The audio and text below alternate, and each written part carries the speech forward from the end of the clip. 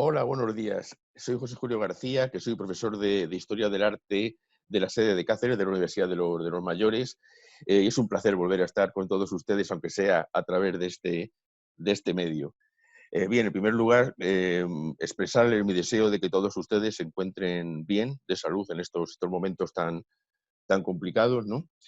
Y a continuación explicarles que por indicación, ¿no? Por iniciativa, ¿no? de la coordinación de la Universidad de los Mayores, se nos ha propuesto a los profesores que hagamos algún tipo de clases online, ¿no? A través de este medio, para paliar un poco la situación que se ha creado de no poder dar, lamentablemente, las clases personales, ¿no? Las clases presenciales. Y es por eso que vamos a preparar una serie de temas en dos partes, para que no pesen demasiado cada una de esas partes, cada una de ellas de unos 25 o 30 minutos, ¿verdad? Referidas a algunos de los artistas más importantes de la historia del arte español, como complemento del programa que se estaba viendo en clase, ¿no? de Historia del Arte. No van a ser exactamente los del programa, sino otros aparte, ¿no? Para que puedan estos temas difundirse todo lo posible entre los alumnos del programa de mayores, ¿no? Y vamos a comenzar con una gran figura, una estrella, ¿no? del firmamento de la historia del arte español, que es nada más y nada menos que Francisco de Goya, que imagino que todos y todas ustedes ya conocen, me imagino que muchas de sus obras, por haberlas visto en muchos medios o incluso en el propio Museo del Prado. Bien, voy a colocar la presentación para que puedan verla, a ver cómo va este tema. Bien.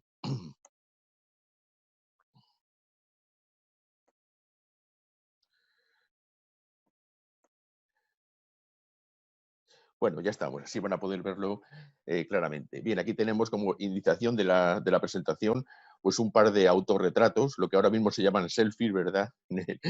Como llaman los jóvenes, ¿no? Uno de cuando era muy joven y otro ya en edad madura, ¿no? Ya en edad más avanzada, para ver un poco el aspecto que tiene, aunque imagino que todos ustedes sobradamente ya conocen el aspecto de Goya. Decía que Goya es un artista especialmente sobresaliente, no solo por la extraordinaria calidad y variedad de su obra, ¿no? que es impresionante, como bien saben, sino también por el hecho de que es una de las grandes figuras del Museo del Prado, ¿no? Quizá junto con Velázquez es uno de los artistas más representados en ese museo. Prácticamente toda la obra de Goya, o la obra más importante de Goya, se encuentra en la sala, ¿no? del Museo del Prado, pero también porque fuera uno de los artistas más mediáticos, en el sentido de que ha sido el artista sobre el que se han desarrollado más películas, ya sea de manera ocasional, donde aparece Goya por alguna razón, o bien sobre algunas partes de su vida, pero realmente es uno de los artistas más representados en series, en películas, ¿no? Por lo cual su conocimiento es mucho más amplio que el que, por ejemplo, podamos tener de otros artistas también importantes, ¿no? Todos ustedes saben que él nació en Fuendetodos, ¿no? En una pequeña localidad, ¿no? de la provincia de Zaragoza, cerca de la capital, donde todavía, como pueden ver, se conserva su casa, y donde, por supuesto, se hacen una serie de actividades vinculadas con el pintor, pues de acuerdo con algunas efemérides, ¿no? Algunas de las fechas vinculadas con él. Perteneció a una familia acomodada. Su padre era adorador de retablos y, por tanto, bueno, tenían cierta solvencia, ¿no? Y aprovechando que se trasladan a Zaragoza, ¿no? Se avecindan en la capital, en Zaragoza, y dada la vocación, ¿no? precoz que tenía Goya por el tema de la pintura, rápidamente le van a poner a trabajar como aprendiz en el taller de José Luzán, que era un artista no excesivamente conocido, un tanto modesto, pero que le va a ir introduciendo en las cuestiones pictóricas en la capital. En un primer momento, la obra de Goya no va a ser especialmente notable o sobresaliente. Se va a ajustar dentro de lo que son las coordenadas de este momento, que es el barroco tardío y el rococó, y va a realizar obras donde pues, apenas, ¿no? tengan destaque, ¿no? o sobresalgan sobre la de sus coetáneos, ¿no? Entre las primeras obras conocidas tenemos algunos detalles al fresco que realiza para la Basílica del Pilar, ¿no? que fueron curiosamente al fresco, ¿no? Algunas de las primeras obras que él lleva a cabo. Ya hablaremos más adelante de alguna otra obra que realiza en este sentido. Y varias obras de carácter religioso, pero insisto, donde todavía no sobresale ese Goya genial, ¿no? que caracterizará la producción posterior de nuestro gran artista, ¿no? Será curiosamente en un viaje, ¿no? de estudios que haga a Italia. Él consigue una beca para poder estar allí, creo que fue un año y medio, un par de años en Italia, donde empieza a mostrar ya, empieza a desarrollar ese viraje hacia lo que va a ser su parte o su fase, ¿no? O sus fases más geniales o más propias, ¿no? Dentro de la creación del artista. Era lo que se llamaba el Grand Tour, una especie de viaje de formación casi obligatorio para los artistas europeos que tenían que ir a Italia para conocer las obras directamente y aprender de los grandes maestros italianos del Renacimiento del Barroco, ¿no? Y cuando vuelve, Goya se nota ya cómo ha sabido asimilar aprendizajes y va a empezar a proporcionar un carácter cada vez más personal, ¿no? Y cada vez más distinguible a las obras que él realiza. Aunque sigue un tiempo en Zaragoza, él pronto, Zaragoza se le queda pequeño, ¿no? Se le queda pequeña. Es un poco muy consciente de su talento, del gran talento que tiene como pintor, del gran potencial que él tiene, con lo cual decide muy pronto trasladarse a la capital, a Madrid, para intentar trabajar nada menos que como pintor de cámara del rey, de Carlos III, que era el rey que en ese momento estaba vigente, ¿no? en la corona. Y él, pues bueno, como otros muchos artistas anteriores, recordemos a Velázquez también, ¿no? Se traslada a la capital para intentar conseguir ese trabajo, sin duda, el mejor remunerado y el que daba más prestigio a un pintor. Él, mientras tanto, pues bueno, mientras intenta acceder, ¿no? O tener la entrevista con el rey, pues desarrollará algunas obras de carácter religioso dentro de la línea que él venía haciendo en Zaragoza, donde todavía, como ya digo, no se observa quizá los aspectos que después serán más definitorios y más geniales, ¿no? De la obra de Goya. Aquí tenemos algún ejemplo de las obras religiosas que desarrolla durante esta etapa, como es la Última Comunión de San José de Calasanz. Este Cristo crucificado, que sin duda por su serenidad tiene bastante vinculación con el Cristo de Velázquez, que se conserva en el Museo del Prado, y que fue la obra con la cual consiguió acceder a la Real Academia de San Fernando. Y es que Goya, digamos que su obra tenía un carácter tan personal que se alejaba de los cánones académicos. Y es por eso que para intentar entrar en una academia, como la de San Fernando, tenía que someterse a esos criterios y por tanto lleva a cabo un Cristo que no tiene nada que ver o no tiene mucho que ver con la producción que él realiza aparte, pues es un Cristo, como ven, muy académico, una anatomía muy cuidada, la pincelada también muy apretada, para nada la pincelada rápida, no, más impulsiva que la característica del artista.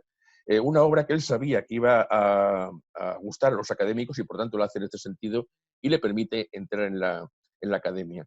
Pero repito, una obra en la cual se adecua perfectamente a los gustos, ¿no? En ese momento imperantes por parte de los profesores de Bellas Artes que había en Madrid. Y también durante esta época se desarrolla lo que quizás pueda considerarse la primera obra maestra, ¿no? También de nuestro artista, igualmente al fresco. Ya vimos cómo antes aprendió en Zaragoza o se familiarizó un poco con la técnica del fresco en aquel momento, y van a ser las bóvedas, la decoración al fresco de las bóvedas de la ermita de San Antonio de la Florida de Madrid, que en aquel momento estaba en la periferia, estaba totalmente en las afueras y que ahora está dentro del casco urbano, ¿no? No sé si la conocen, pero está totalmente absorbida, ¿no? por la ciudad. Y desarrolla, pues, bueno, varios temas religiosos, por supuesto, relativos al santo en las bóvedas, pero quizá el elemento más llamativo sea la decoración de la cúpula, donde vemos que hace una resolución absolutamente novedosa, original, en el sentido de que representa un milagro de San Antonio, que fue una resurrección de un personaje para declarar sobre quién le había matado y por tanto evitar las falsas acusaciones que le estaban haciendo, ¿no?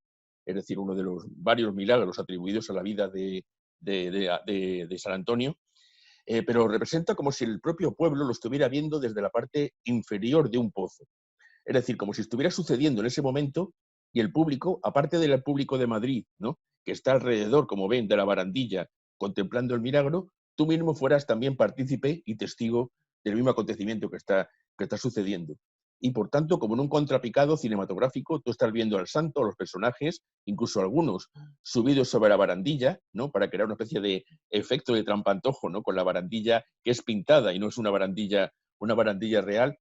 Pero es una resolución realmente muy novedosa que causó gran sensación en Madrid, por ese planteamiento casi de estar asistiendo al acontecimiento, como viéndolo, repito, desde debajo de una especie de agujero, ¿no? o de pozo donde ves todo lo que está sucediendo, ¿no? Y fue una de las primeras obras que dio a conocer a Goya en el ámbito madrileño. Pero su objetivo realmente era trabajar para el rey, era ser pintor de cámara de la corona, y es por eso que va a plantear, ¿no?, al rey, pues bueno, como era habitual, pues para intentar entrar como pintor de corte, realizar una serie de obras para ver, o presentarle una serie de obras para ver si convencían al rey, en este caso a Carlos III. Pero sin embargo, ya he comentado que Goya, afortunadamente, ¿no?, era un pintor muy personal, muy impulsivo, y que hacía obras que estaban muy alejadas de los cánones académicos, ¿no?, de las coordenadas académicas de su época. Y es por eso que no va a convencer al rey, ¿no? El rey, las obras que realice no le parecen excesivamente adecuadas para ser un pintor de la corte, y por tanto lo que le hace es conceder una especie de premio de consolación, y es decirle: mira, Francisco, tú no vas a ser de momento pintor del rey, le costará todavía bastante tiempo, ¿no?, bastantes décadas conseguirlo, pero vas a trabajar en la fábrica de cartones para tapices, en la Real Fábrica de Cartones para tapices, que era el lugar donde se hacían los tapices que luego decoraban las residencias, tanto reales como de los principales nobles vinculados a la corona, ¿no?, de los palacios de los aristócratas de aquel momento. Y es por eso que va a ser lo que realiza durante los siguientes 20 años, ¿no? Se conservan aproximadamente unos 60 cartones, que la mayor parte de ellos en el Museo del Prado, ¿no?, conservados allí, y que son obras, como comentaba antes, destinadas a ser convertidas en cartones, y es por eso que, por una parte, técnicamente son muy sencillas, ¿no? Son obras con pocos personajes, no muy complicadas compositivamente, y donde el color también trata de ser colores muy puros, poco matizados, ¿no?, poco complejos, perdón, para que finalmente pues, pudieran ser trasladados sin ninguna dificultad al formato de tapices, ¿verdad? Y es por eso que son obras normalmente que tienen un carácter un tanto ingenuo, sencillo, etcétera. Aunque, sin embargo, a pesar de ello, los técnicos de la Real Fábrica de Tapices se quejaban de que las obras de Goya, los cartones, se llaman cartones porque estaban hechos sobre ese soporte, eran esta especie de borradores o bocetos para los tapices, ¿no? Se quejaban de que eran muy complejos y que los colores eran muy matizados y, por tanto, difíciles de trasladar a un formato de tapiz. Por otra parte están los temas. Los temas que va a desarrollar en sus cartones van a ser temas totalmente triviales, ¿no? Temas de la vida cotidiana, de las clases privilegiadas, eso sí, de los pudientes, ¿no? Los ratos de ocio, pues sus paseos por los parques, por los jardines, sus juegos, sus entretenimientos, ¿no? Y por tanto, cuadros de tema muy amable y que hacen referencia precisamente a ese modo de vida privilegiado de las clases sociales más elevadas de aquel momento. Por tanto, tenemos a esta dama rica, ¿no?, evidentemente, con su criado joven que le está tapando del sol, tema absolutamente, diría, casi frívolo, ¿no?, con el perrito encima del regazo, etcétera, que es, pues bueno, característico de este momento. Hay quizá alguna insinuación erótica también en el cuadro, pero donde ya se observa la gran maestría compositiva que tiene Goya, y a pesar de ser un tema o un asunto marginal o secundario, sin embargo, lo va a desarrollar con una gran calidad, ¿no? Y ya digo que van a ser cartones donde se vea un poco este tipo de costumbres, de vida relajada, ¿no?, de entretenimiento, de ocio, de las clases privilegiadas.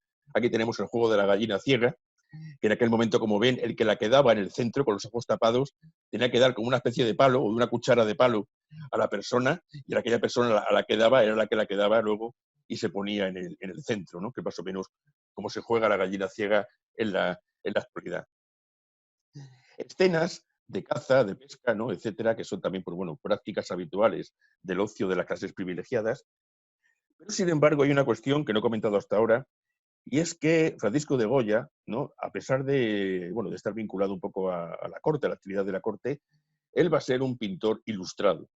Esto quiere decir que va a ser afín, no va a tener cierta afinidad o no cierta simpatía con esas corrientes que trataban, corrientes críticas, ¿no?, con las clases dominantes del antiguo régimen y que trataban de acabar con esos privilegios de aquellas clases sociales para dar el poder al pueblo, ¿no? Era este proceso ilustrado, del cual Goya será uno de los personajes más significados, lo cual le causará problemas, ¿no?, tanto por una parte con la Inquisición, como también problemas políticos por el hecho de ese carácter, esa afinidad, esa simpatía, ya digo, con las corrientes ilustradas que le llevarán a ser denominado afrancesado, ¿no?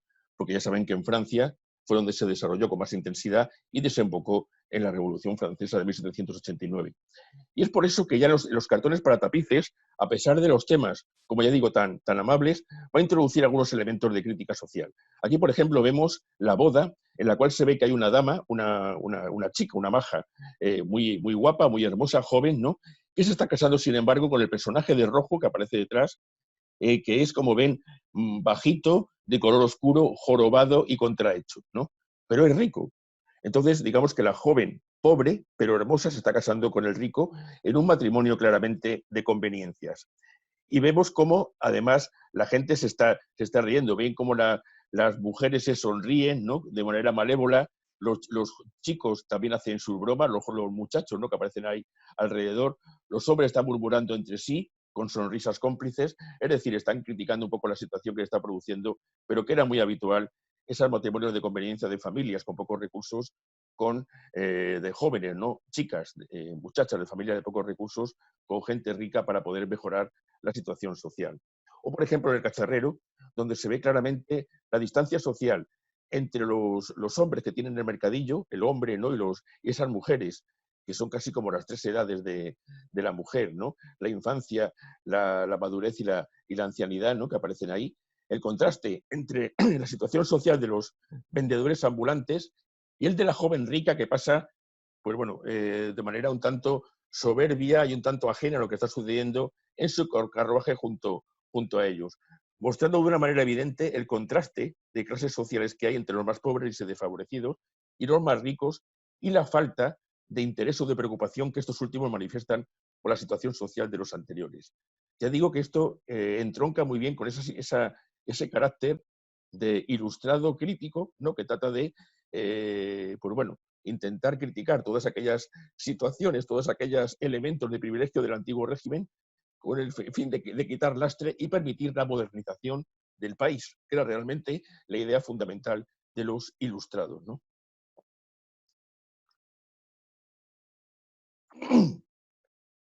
Por supuesto, también el tema, aquí vemos vendedores ambulantes, un poco en la relación con el anterior.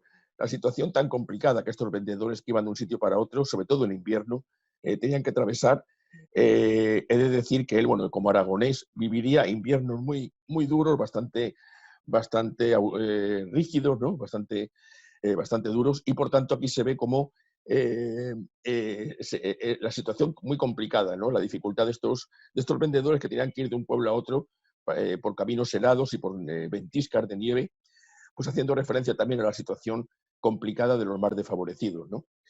Esta obra, que es realmente una obra de referencia muy, muy importante, que es El albañil herido, porque es la primera obra de la historia del arte donde se observa un accidente laboral. Y es importante por eso, porque estaba un poco en relación con varias medidas sociales que estaba adoptando el gobierno de Carlos III, referidos a la protección de los trabajadores, el hecho de que hubiera ciertas medidas, ¿no? Para evitar accidentes, y por tanto esta obra es reivindicativa, ¿no? De esa situación de cambio que estaba produciendo, donde empezaba a haber una mayor preocupación por la situación, repito, de los más desfavorecidos, en este caso de los trabajadores, eh, y que lo refleja de una manera pues, bastante dramática, ¿no? A través de este trabajador malherido que ha caído de los andamios que hay en la parte posterior de la obra. Y una obra auténticamente revolucionaria en todos los sentidos y muy innovadora, porque eleva a categoría artística un aspecto verdaderamente controvertido, ¿no? en aquel momento. Bien, pues aparte de los cartones para tapices, una de las vías fundamentales de aproximación de Goya a lo que es la corona, ¿no? Y el ámbito cortesano, el ámbito nobiliario que la rodeaba, fueron los retratos, ¿no? Los retratos en los cuales Francisco de Goya fue un auténtico maestro. Fue uno de los más importantes retratistas y genios ¿no? de este ámbito del arte, de toda la historia, no solo por su capacidad para recrear de una manera fiel los rasgos físicos, ¿no? del retratado, el parecido, ¿no? Necesario que tiene que haber entre el retrato y el modelo, sino también por el hecho de que reflejaba muy bien la psicología, y a veces demasiado bien, e incluso a veces de una forma bastante intencionada, ¿no? En el sentido de que si una persona le caía bien, le idealizaba un poco, pero sin embargo, si no le caía tan bien, lo que hacía Goya era acentuar aquellos rasgos que fueran un poco más, menos agraciados, ¿no? Un poco más grotescos de ese personaje de una manera bastante clara. Con lo cual se ve perfectamente a través de los retratos cuáles eran aquellos aquellos personajes con los cuales Goya se sentía identificado y cuáles aquellos que no le despertaban tanta simpatía. Por supuesto que los primeros retratos van a ser de su ámbito familiar, ¿no?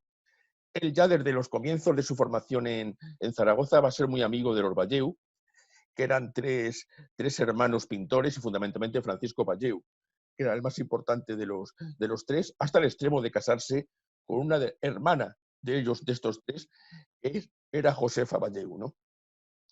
Esto era muy habitual en aquella época. Perdón, el tema de que un pintor se casara, ¿no? Se contrajera matrimonio con una joven que era o bien hija o bien en este caso hermana de pintores reconocidos, porque era una manera para poder ya no solo acceder a su taller importante, ya de los Valleus, sino también acceder a una clientela que ya estaba establecida. Y era, por tanto, algo muy interesante para un pintor contraer matrimonio con alguien que le vinculara a este ámbito artístico y que estuviera ya consolidado.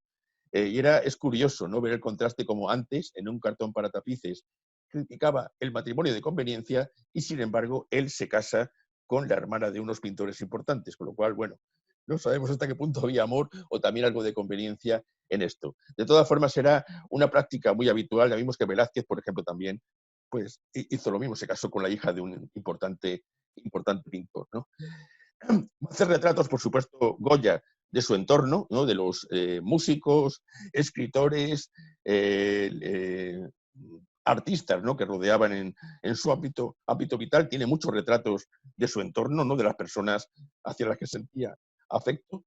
Pero, como ya digo, él va a ser alguien muy vinculado al tema ilustrado, al tema de la simpatizante, ¿no?, con la Revolución Francesa que estalla finalmente en 1789 y, por tanto, siguió muy de cerca el proceso revolucionario francés que llevó, como ya saben, a la destitución de la monarquía y de la nobleza, incluso a su decapitación, ¿no?, como bien saben, por la historia y por las películas que hay sobre eso.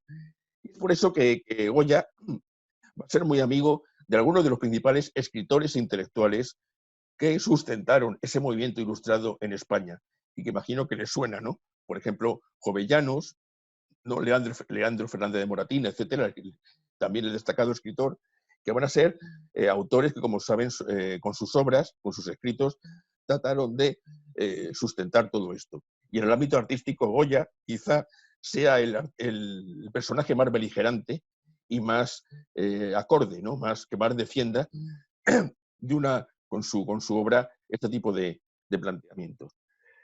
Pero quizá en contraste con esa situación, ¿no?, de crítica de la nobleza, es un poco paradójico que él haga retratos a nobles, ¿no? Digamos que tenía una doble personalidad. Por una parte, la personalidad reivindicativa, crítica, y sin embargo, por la otra, retratista de los nobles, un intento de aproximarse a la aristocracia y un intento de aproximarse también a la corona. Va a hacer varios retratos, o bueno, muchos retratos verdaderamente de personajes nobiliarios de la época, y se observa cómo en algunos casos él simpatiza, como ya digo, perfectamente, y dota de una gran humanidad, ¿no?, y de una idealización evidente algunos de los personajes, como la condesa de Chinchón, que fue la esposa de Manuel Godoy, ¿no?, el extremeño Manuel Godoy, y ministro de la guerra en aquel momento. Y sin embargo, como es el caso de la familia de Osuna, aunque fue una familia protectora de Goya, él logró muchas veces eludir la justicia gracias a la protección de los Osuna y de los Alba, en muchos casos. Sin embargo, se ve que no simpatizaba tanto y vemos como el retrato de los duques de Osuna aparece mucho más rígido, quizá un poco más caricaturizado, no tiene, digamos, el cuidado y la ternura que pone en algunos otros retratos que se ve en la figura, sobre todo, de los dos adultos, ¿no? Los niños, sin embargo, aparecen tratados con más ternura. Es curioso, ¿no?, cómo Goya se observa una gran ternura, un gran cuidado a la hora de representar las características de los infantes y de los niños, ¿no? Vean, por ejemplo, el caso de este don Manuel Osorio Manrique de Zúñiga, ¿no?, niño también, el cual aparece aquí. Ven cómo lo refleja, ya digo, de una manera muy tierna, muy simpática, ¿no?, al muchacho que está ahí con su pajarito, con la urraca, ¿no?, que la tiene atada del cordel.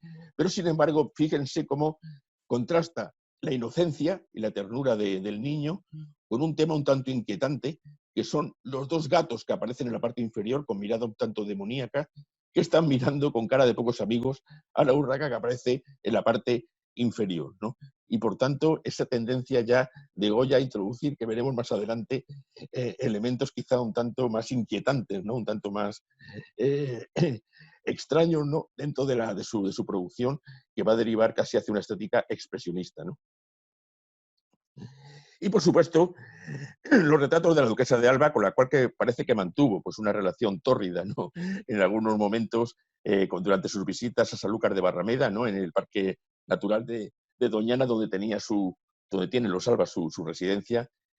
Y aunque ella muy pronto se cansó de Goya y le rechazó. Pero Goya, como venganza por todo esto, retrató varias veces a la duquesa. Como ven, aquí tenemos dos de los retratos que le realizó, señalando hacia el suelo de la arena, de aquellas arenas de las playas de Huelva, donde aparece Goya o solo Goya, haciendo referencia a que a pesar de haberle desdeñado, sin embargo, ella seguía sintiendo un amor y una pasión por el pintor, como una especie de venganza hacia ella, ¿no? Por supuesto, ya nos vamos aproximando a la corte. Retratos, por ejemplo, del caso de Manuel Godoy, del ministro de la Guerra, como ya decía, que aparece aquí claramente, bueno, era un personaje también muy soberbio, ¿no? Muy seguro de sí, que aparece claramente así representado en el cuadro. Y a la izquierda, la bandera portuguesa, que hace referencia, lógicamente, a la guerra con Portugal, que fue uno de los enfrentamientos que más tuvo, ¿no? O más ocupó a Godoy durante su cargo de ministro de la Guerra, y por eso aparece esa referencia como en el frente de batalla, ¿no? En relación con Godoy,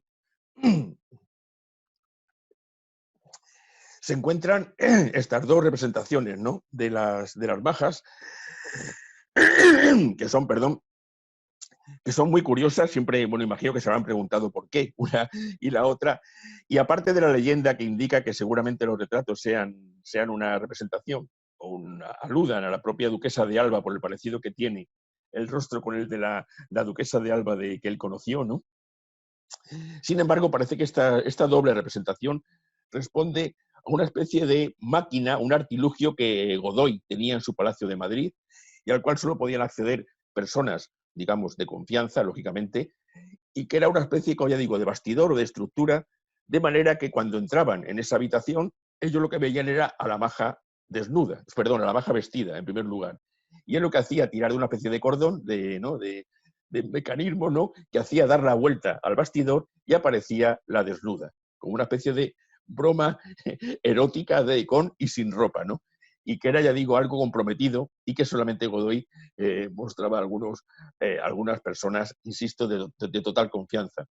De hecho, la Baja Desnuda va a ser una de las obras que más problemas cause a Goya con la Inquisición posteriormente, cuando sea acusado, ¿no?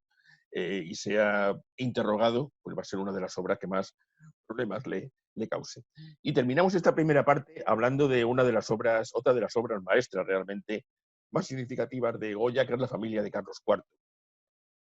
Él finalmente, después de muchos intentos, ya vimos que después de 20 años trabajando como creador de cartones para la fábrica de tapices, etcétera, él, y de entrar finalmente en la Real Academia de San Fernando con aquel Cristo crucificado, él va a lograr finalmente ser pintor de cámara, pintor del rey, donde realizará pues toda una serie de obras de la familia real y de su entorno cortesano, ¿no? De todo tipo, para las necesidades del protocolo de la monarquía.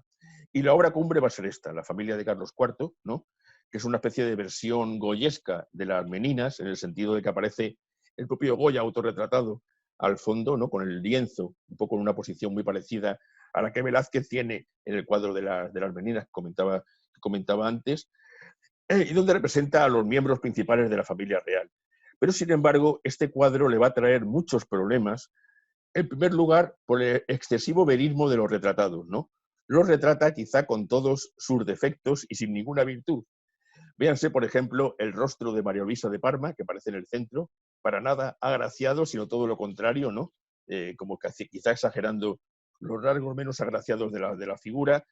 También su madre, que aparece un poco a la izquierda, al fondo, ¿no? También con una especie de rasgos como si fuera de una especie de bruja, ¿no? Que para nada trata de favorecerla. A la izquierda también Fernando VII, que aparece como muy seguro de sí mismo, con una soberbia que luego caracterizará, como ya saben, su reinado, ¿no? Posteriormente, cuando él suba al trono. Pero, sin embargo, lo que más crítica va a causar, o que más sensación, va a ser el hecho de la posición de los personajes, ya que la reina, como pueden ver, aparece en el centro, y el rey, cuyo coeficiente mental parece que no era, ¿no? Coeficiente intelectual no era muy elevado, aparece desplazado hacia la derecha, como indicando claramente quién llevaba los pantalones, en este caso, y quién dirigía verdaderamente el reino, y que era, por supuesto, María Luisa, en relación con su amante, que era precisamente Manuel Godoy, ¿no? Era el amante de la reina, y por tanto eran ellos los que llevaban verdaderamente las riendas, ¿no? Del Estado, y no el rey, que con esa cara un poco de no enterarse de nada, que cara de despistado, aparece, repito, un poco a la derecha, desplazado a la derecha de la foto, de una manera muy significativa, ¿no? Y digamos que estos elementos causaron el enfado de unos y otros, de toda la familia real contra Goya, porque consideraban que era un cuadro que casi insultaba un poco a, por lo menos, a algunos miembros de la familia real que aparecen ahí representados. Bueno, y aquí vamos a dejar esta primera parte para luego continuar con una segunda, en la cual seguiremos viendo el resto de los temas, ¿no? De la producción de Francisco de Goya hasta su fallecimiento en Francia, en Burdeos. Así que, hasta luego.